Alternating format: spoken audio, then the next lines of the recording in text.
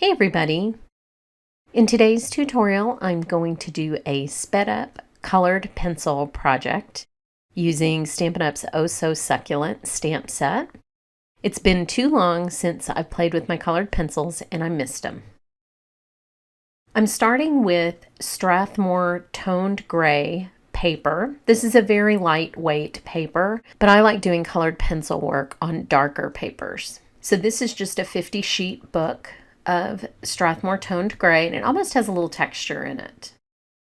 I have stamped one of the succulent images from the stamp set onto some removable label paper to use as a mask, and I'm struggling to get the liner paper off of it here.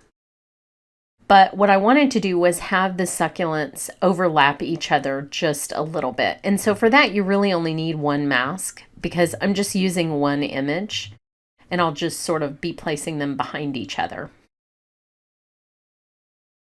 I'm inking up the stamp in Whisper White pigment ink and stamping it on the toned gray paper. Just for a light image. I don't even really care if the outline shows up at the end. It's sort of like no line coloring. So that's why I'm not using my MISTI or over stamping, because it really doesn't matter. And I want these to be at different heights across the card. These will be at the bottom of my finished card, and I don't want them all to look exactly the same. So you'll see me rotating the stamp as well as moving them up and down. The mask is really easy to line up because there's this one part of the image where there's a little tiny petal behind, or I guess you don't call it a petal if it's a succulent, but there's one little part that's behind another, and that's very easy to find on the mask. So I noticed that I was getting close to 5¼ inches, and so I won't stamp anymore because this will be on the bottom of my card in a horizontal orientation. You do need to clean pigment ink off of your stamps as soon as you're done stamping, because otherwise it can be a little bit harder to clean later on. I'm going to use my Caran Pablo pencils today. I honestly only picked these because it was the first pencil case on the top of the stack of pencil cases that I have. But I do love these pencils. They are super easy to blend, very creamy pencil. They are water resistant, and I really like them. I always start with a layer of white, especially if I'm working on a darker paper. You've seen this in some of my other videos, which I can link you to, particularly the ones using luminance pencils, which are like my soulmate colored pencil. I really love those. But it just gives a luminous quality to your pencil work if you start on a layer of white. So this one is just the white pencil. I'll list all the pencils as I use them. The key with getting a good blend towards the end of your coloring is to have a very, very light touch. Once you've built up enough pencil on the paper that there's sort of a waxy finish, they become harder to blend in some cases. And so you'll want each layer to be very lightly applied for the best results at the end.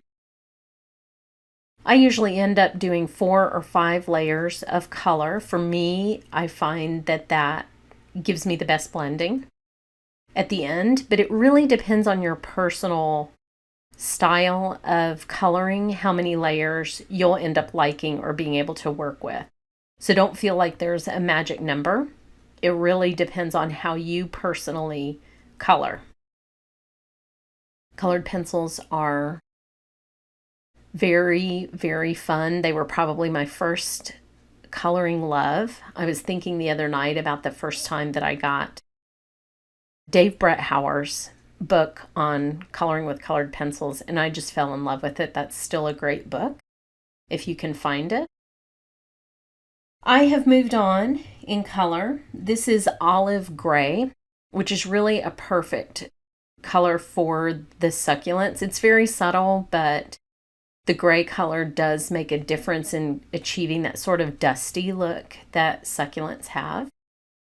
So I'm just coloring the bottom of each section of these little leaves on this particular plant because I wanted to add the rosy color at the end. Now I'm going over it with a color called mouse gray. The mouse gray, again, lends a little more of that blue-gray color that succulents have and blends the green out. And the red I'm using is Indian red, just a tiny bit. This is a very strong color. You've heard me say this before, but red pigments are very strange. And they don't necessarily act like other pigments in most mediums. And in this medium in particular, it comes off the pencil much more intensely than some of these other colors. So I'm trying to be very sparing with it. And then I'm going back and blending with each color that I've used before. And this is a pencil technique that I really like. I love working all the way through the set of colors and then all the way back so that I actually end up at the end blending everything with the white pencil again, which is the one I started with. So you'll see me going through those colors back and forth. It's just something that works for me. It's just a personal preference. And I think it gives kind of a harmonious look to my coloring. And it also keeps it a little bit muted. When I work on these darker papers, I do like my colors to be more muted. And that's a good way to do that. The dark green is actually olive black. So these are two shades in the same family. So I went from olive gray to olive black. And in the end, I'm going to come back with the indigo blue pencil, and I'm going to add some deeper shading with the blue, because as you can see, this is sort of one note, not a lot of deep shading.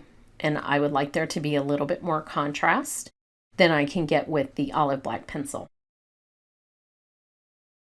This is the point where I start maybe using a little bit firmer pressure because I'm getting towards the end of my coloring once I've reached the part where I'm adding the shadows in.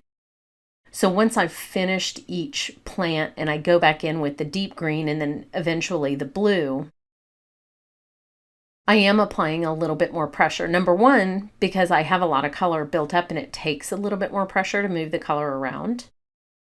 But also two, because I know that I won't be blending on top of it. So it's okay if I'm getting a little bit more of that pencil down onto the paper because it's sort of a final step. These little images are so sweet. I am headed back to the desert shortly, and I'm hoping to see another desert botanical garden on my trip and take some photos to use as coloring inspiration while I'm there. I love all the desert flora and fauna, so I'm pretty excited about that. I'm actually going to Phoenix several times this spring, which is awesome. It's one of my favorite destinations.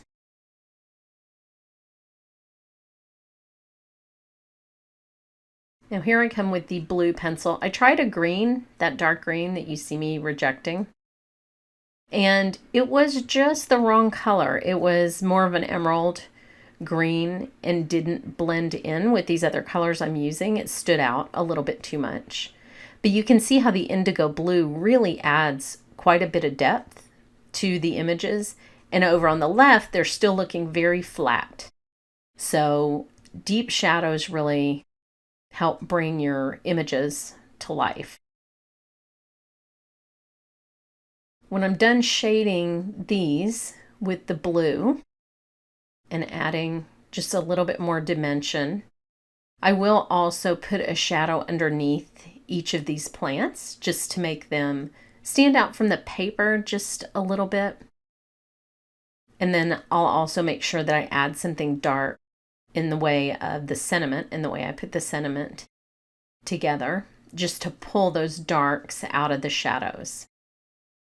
Now I'm coming back with the olive color to blend the blue out just a bit, but preserve that nice dark tone. And there are my finished succulents with their little shadows. I hope you've enjoyed this. Thanks so much for watching.